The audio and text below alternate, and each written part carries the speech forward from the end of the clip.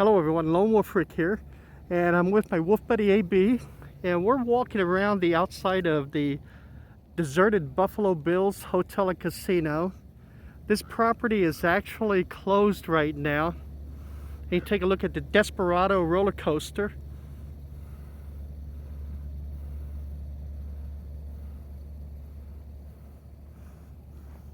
The red barn area, that was the hotel back there. There's approximately 600 rooms in that hotel that's closed down.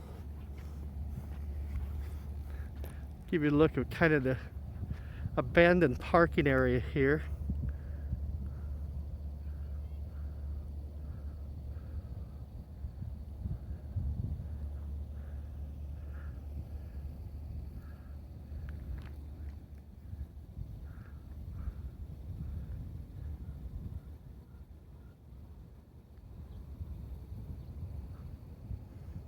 This area that was over here on the right where the wall is, so you see those storage containers, that used to be an RV park over there. They used to be bustling, especially this time of the year.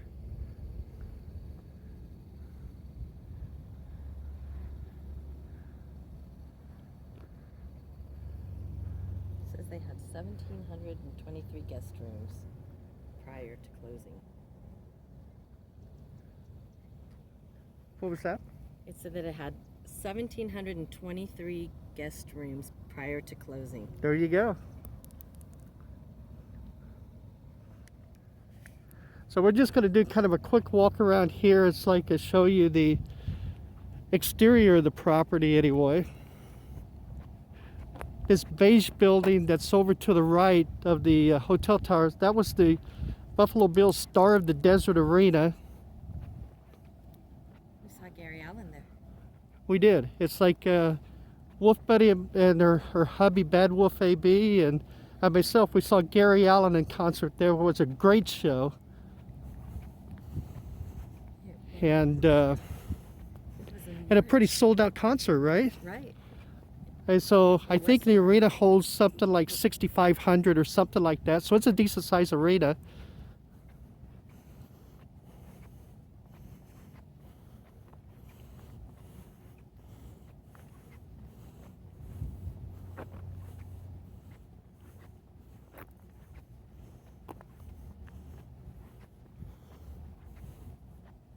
It's just a real shame. It's like what's happened. It's like to these properties. In downtown Las Vegas, the Main Street Station, which was a Boyd property that's adjacent to the California Hotel, it's still closed down. They just recently reopened the Rio that was off of Flamingo Road, the Rio Suite Hotel and Casino. That just recently reopened. And some of the properties that were closing during midweek are getting ready to reopen like 24/7, so. Want to walk closer in?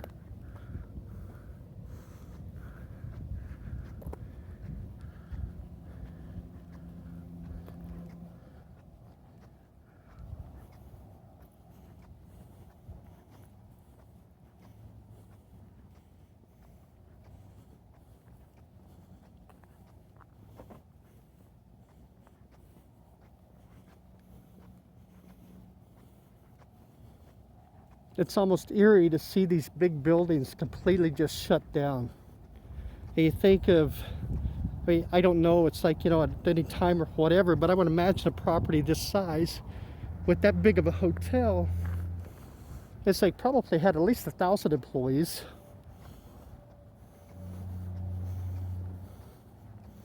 And this is one of the reasons why Nevada's still one of the leaders in unemployment rates.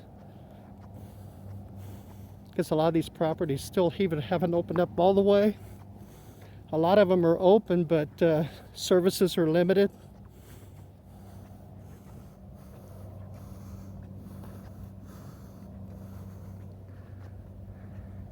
That Desperado roller coaster at one time was touted with the largest drop from the peak, and I know that's been passed a few times now. But when it was built in the 1990s, it's like that was its marquee. And people will wait hours to ride it. Especially if you go back and look at a lot of YouTube channels from probably 20 years ago, you'll see a ton of these videos from this roller coaster right here.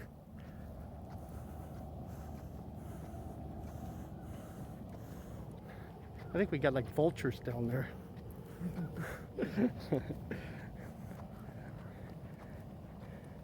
Either that or those crows have been eating pretty good, one or the other. So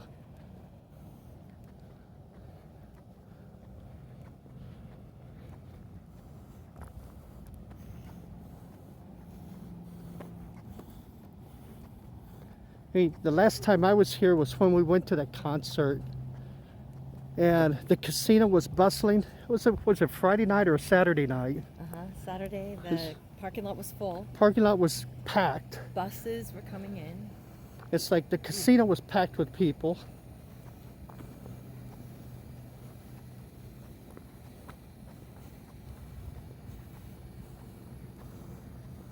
That was 2 years ago? Yeah, it was I'd say right at about 2 years ago. Prior to coming.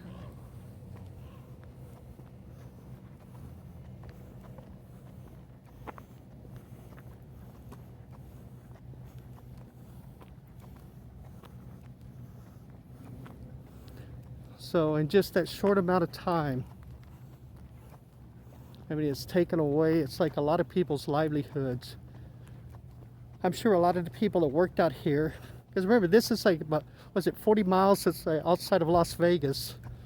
So they did have some employee housing, but a lot of these people drove back and forth every day to Las Vegas.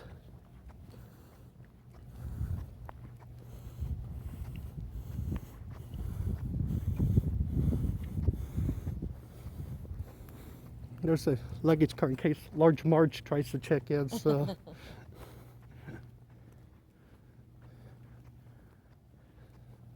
I'm sure they probably have, it's like a few security guards on the inside. You think so? I was going to try to look inside. They're going to toss to leave.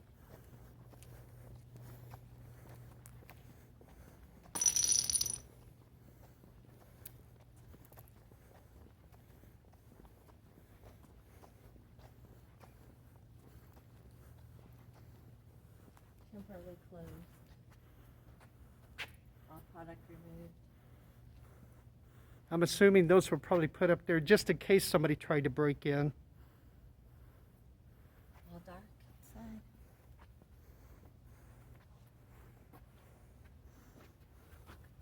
I don't know if you can actually see it or not. There's a stagecoach right there.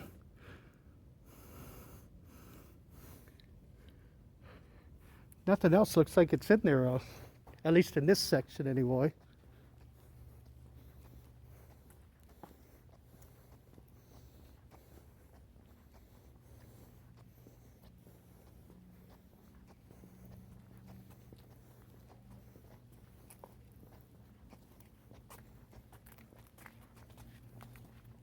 It's so quiet, it's a little creepy. It is. It's kind of eerie, isn't it?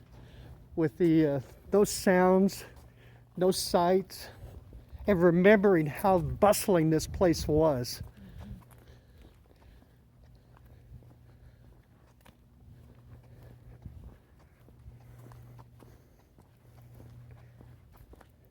I guarantee you, back in the 90s when this property was built, this area back here would be packed with people.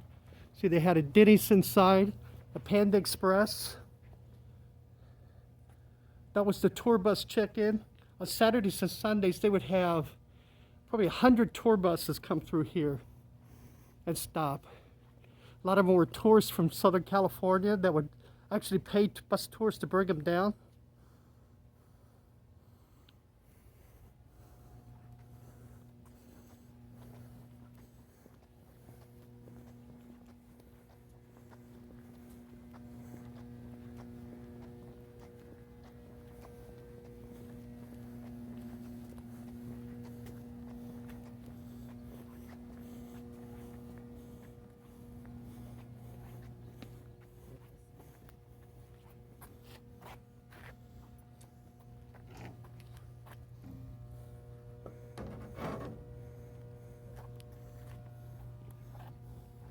They be helping out somebody in case they do get towed away here.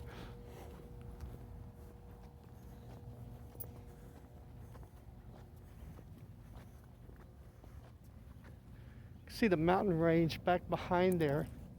At one time, Gary Primm owned where this property sits right here, and this property faces Interstate 15 here in southern Nevada. Gary Primm owned all of the land going back to those railroad tracks back there. And the railroad tracks are on the other side of that Nevada Energy plant back there. And you really can't see them from here. That's how back it's at the foot base of the mountain range.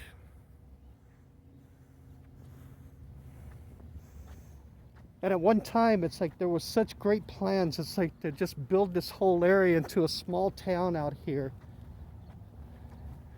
And kind of all changed. It's like once the Indian casinos in Southern California really started taking off, it kind of changed. It's like his business philosophy. And Gary Primm helped build with MGM Grand New York, New York. Gary Primm was a 50% partner in New York, New York. And it ended up, it's like a thing, it's like MGM wanted to buy out Gary, it's like, you know, from the New York, New York property. And Gary kind of made him a package offer to include these properties here.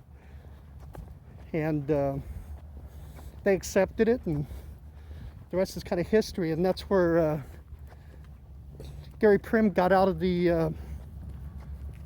this business, actually.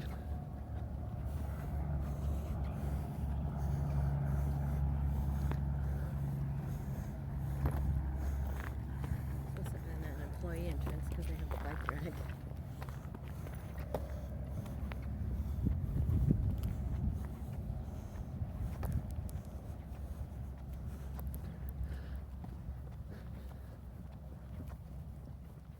Also back here at one time, you can see the track for the roller coaster here that would go back into the building for the start point. They also had a ride back here that was called the Big Shot. And it was located kind of back there. It's like, trying to think how far back it was. Maybe where that reserved parking sign was, or kind of in that area. And the Big Shot was one of those where you sit in the chair, and then it would shoot you straight up in the air. Like a bungee? Approximately like 100, I don't know, 100 and some feet. Wow. Shoot you straight up in the air. And then it would drop you down a few times. It's like, you know, thing, and then settle back on the ground. So I guess it was kind of like the same thing like in the Twilight Zone Tower of Terror. Yeah. How it'll shoot you straight up in the air. That same philosophy. That was a fun ride. That was a ride I actually rode a few times. Some of the cars. Hey, there's some of the, there was a waterlog ride in there. And there was nothing spectacular about that log ride. It was just more of a, you know, kind of a lazy river type ride where you sat in the logs. And there they are. But that's some of the logs right there.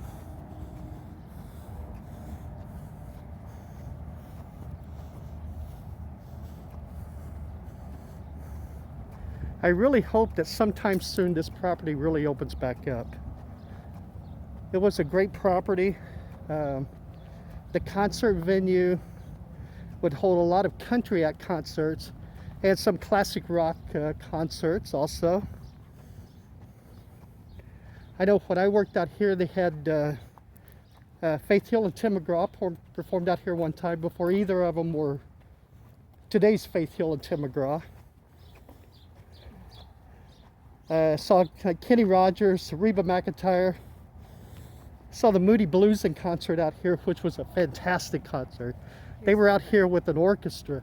Where the roller coaster would go in.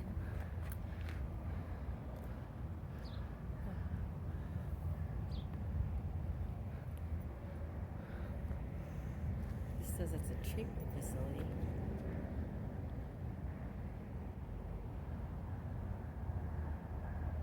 out of here.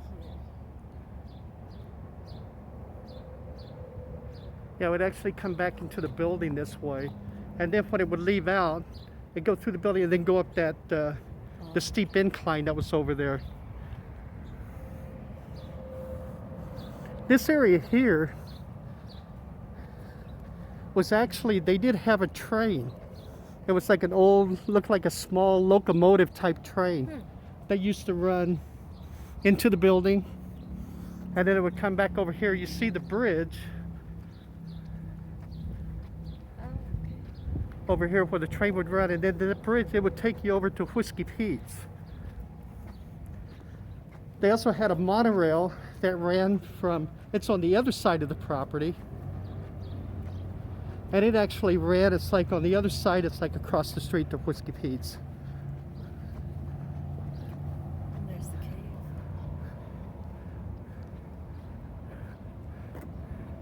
One of the trestles there. The Buffalo Bills signage. You can see the sign right there, the Star of the Desert Arena parking.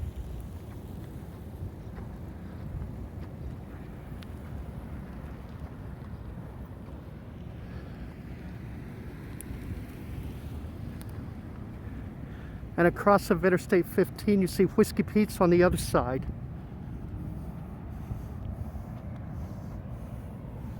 I mean, to me, this sign is iconic. When it's lit up at nighttime, it's beautiful. Especially when you're coming down from the pass, it's like from California. That sign just was one of those beacons that stood out.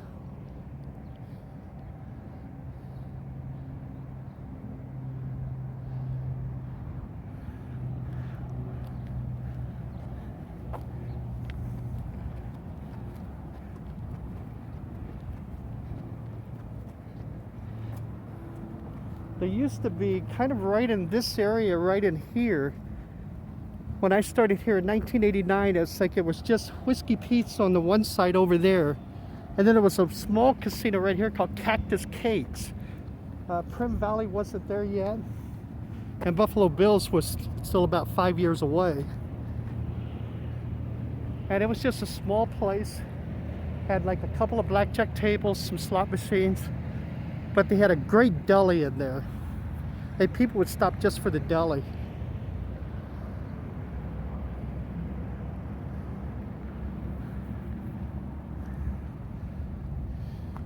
Like I said, let's just hope one day that they actually get this place reopened again. Now this area back over here was where the employee housing used to be.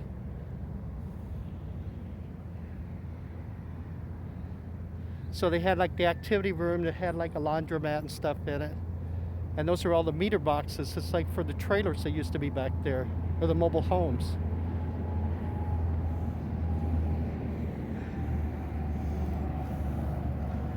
Interstate 15 right there, and you see the bridge. It's like where the train used to cross over, going over to Whiskey Pete's. And you did have to pay for that train ride. That was one of their, considered an amusement ride, along with the log ride, the Big Shot, and the roller coaster.